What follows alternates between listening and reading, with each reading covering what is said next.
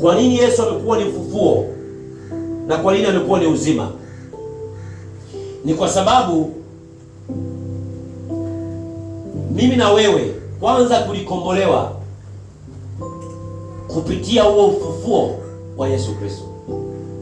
Ukombozi kamili wa mwanadamu haukutokana na mijeledi na mateso aliyopata Yesu Kristo, kwa sababu kwa tamaduni ya serikali ya Kirumi tunamwona Pontio Pilato anatoa amri. Ilikuwa ni kawaida ya Warumi, yoyote alikuwa mhalifu mwenye makosa atasulubiwa, atapigwa mijeledi, atatundikwa msalabani. Kwa hiyo hata wezi pia nao walisulubiwa. Ila kilichotupa sisi uzima na ukombozi wa kweli, kilichotupa uhuru wa kweli ni mauti, kufa. Yesu Kristo alipoutoa uhai wake na kuutwaa na kufufuka kwa ajili yetu. Kwa hiyo anasema hivi, katika ufufuo wangu ndiyo kuna ondoleo la dhambi. Katika ufufuo wangu ndiyo kuna kuhesabiwa kuwa wenye haki. Katika ufufuo wangu ndiyo kuna uponyaji, ndiyo kuna maisha ya umilele. Na anaposema Yesu Kristo yeye ndiyo uzima, anamaanisha hakuna yote yule anaweza kuleta uzima zaidi ya yule aliyekufa kisha siku ya tatu akafufuka, na mpaka sasa hivi yu hai. Jina lake anaitwa Yesu Kristo. Uzima wetu upo katika mauti na kufufuka kwa Yesu Kristo. Tulikufa pamoja na yeye na tumefufuliwa pamoja na nani? Na yeye. Yoyote aliyemwamini Yesu Kristo yuko hai, hata kama umwili wa kuharibika utakapolala hapa chini ya jua, tutaendelea kuwa hai pamoja na Kristo. Maana aliyepokea neema ya wokovu, Wakorintho wa kwanza sura ya 6 mstari 17, amesema yeye aliyeunganishwa na Bwana amekuwa kitu kimoja na nani? Na Bwana. Kwa hiyo tupo hai kwa kuwa yeye tuliyekufa naye tumefufuka naye na anaishi ndani yetu. Waraka wa kwanza wa Yohana sura ya 5 mstari wa 11-12, maneno ya Mungu yanasema, Baba alitupa uzima wa milele. Mungu alitupa uzima wa milele, na uzima huu ameuweka ndani ya mwanaye. Alafu mstari wa 12 anasema, yoyote aliye na huyu mwana Yesu Kristo Emmanuel anao huo uzima. Kwa lugha rahisi, hakuna uzima wote ule wa milele nje ya Yesu Kristo. Ni lazima kila nafsi iamini katika kazi ya msalaba, iamini katika kazi kamilifu ya kidhabihu Yesu Kristo aliyotoa.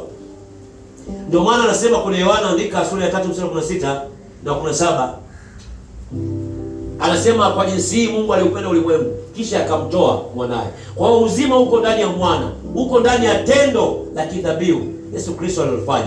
Aliutoa uhai wake mwenyewe kisha akautoa kwa ajili ya ondoleo la dhambi. Yoyote anayeamini katika ile kazi ya kidhabihu, kazi ya msalaba, anao uzima, amepokea wokovu. Na yoyote atakayekataa, asiyeamini, amekwisha hukumiwa tayari. Yesu Kristo amefanya kuwa ni mbegu, amejifananisha kuwa ni mbegu ya ngano kwenye Yohana sura ya 12 mstari wa 24. Amesema lazima mbegu ya ngano ifanyaje? Ianguke kwenye ardhi kwanza, ifukiwe. Ikishafukiwa lazima ife. Ikishakufa ndio imee, kisha ndio itoe mazao, matunda mengi. Akimaanisha ni fumbo la yeye mwenyewe, alifananisha yeye na mbegu ya ngano kwenye Yohana sura ya 12 mstari wa 24, kwamba yambidi yamlazimu yeye kufa, alafu siku ya tatu atamea, atafufuka ili aweze kuzaa mbegu na matunda mengi. Lini Yesu Kristo alikufa? Miaka 2000 iliyopita. Lini Yesu Kristo alimea akazaa matunda mengi, akazaa mbegu nyingi? Ni ile siku ya Pentekoste. Matendo ya Mitume sura ya 2, alipowaambia subirini chumba cha juu Yerusalemu, msiondoke mpaka mtakapopokea uweza, mtapojaza uweza kutoka kwa Baba, mtakapokea ahadi ya Baba. Alikuwa anazungumzia habari ya Roho Mtakatifu. Siku ile Biblia inasema wale waliokusanyika chumba cha juu kule Yerusalemu walipokea Roho Mtakatifu, wakazaliwa mara ya pili.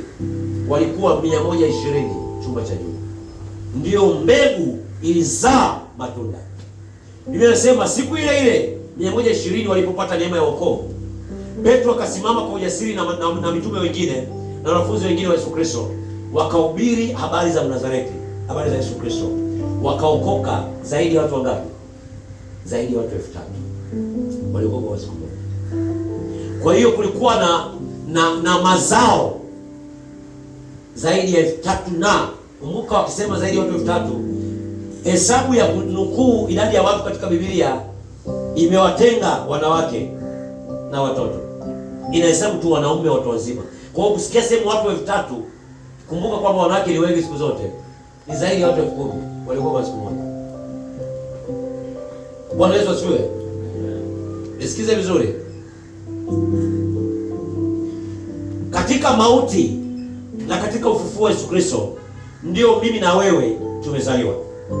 Warumi sura ya 8 mstari wa 29 amesema Yesu Kristo amefanyika kuwa mzaliwa wa kwanza dhidi ya wengi. Yeye ndio mzaliwa wa kwanza. Kama wewe umezaliwa nyumbani kwa baba yako na mama yako ni mtoto wa kwanza, achana zile elimu zile za makanisani wanaosema kumkomboa uzao wa kwanza. Achana hizo elimu, ni uongo. Ukishamwamini Yesu Kristo, ukishaokoka, mzaliwa wa kwanza hawi wewe. Hauitiki katika uzao wa baba yako tena, unaitika katika uzao wa nani? Wa Mungu. Yesu Kristo ndio kaka yetu, ndio mzaliwa wa kwanza. Sisi tumefanya kuwa ni ndugu wengi. Bwana Yesu asifiwe. Kwa hiyo mzaliwa wa kwanza alishatukomboa tayari.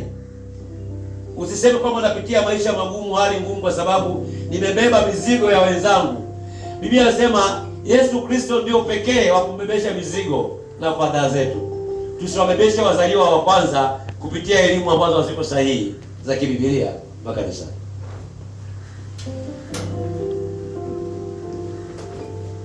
Damu ya Yesu Kristo imetushindia dhidi ya dhambi. Moja, imetufanya ondoleo la dhambi. Imetushindia dhidi ya mauti. Mauti haina nguvu juu yetu tena, maana yeye alikufa kwa ajili yetu na alifanyika kuwa dhambi ili sisi tusihesabiwe kuwa wenye dhambi, tuwe huru mbali na dhambi. Lakini damu ya Yesu Kristo imetushindia dhidi ya nguvu za shetani ibilisi, ile mamlaka ambayo Adamu wa kwanza aliyoipoteza. Biblia inasema Yesu Kristo ameturejeshea mamlaka aliyopewa na baba yake, ametupa sisi. Luka sura ya 10, andika Luka sura ya 10 mstari wa 19. Tumepewa mamlaka kukanyaga nyoka, nge na kila aina nguvu ya yule adui. Shetani ibilisi hana nguvu. Uchawi, ulozi, uganga, ushirikina ni kitu kidogo kwa mtu ambaye ana Yesu, mtu ambaye anamwamini Mungu. Hatupasi kuhofia hata mapaka yanapolia huko nje kama wanadamu, au vitu vinavyoruka huko darini. Tunapaswa kulala usingizi mnono. Yoyote aliyepokea kipawa cha neema ya Kristo, yule ambaye hawezi kumkandamiza Yesu Kristo, hawezi kumzuia Yesu Kristo, yule ambaye hawezi kumdhuru wala kumua Yesu Kristo ambaye ni Mungu, hawezi kukudhuru wewe ambaye umempokea Yesu Kristo na umefanya makao ndani yako. Ni swala la ufahamu, ni swala la kuelewa. Bwana Yesu asifiwe sana. Anasema kule Waebrania sura ya 10 mstari wa 19, tunao ujasiri wa kupakaribia patakatifu pa patakatifu kwa hiyo damu.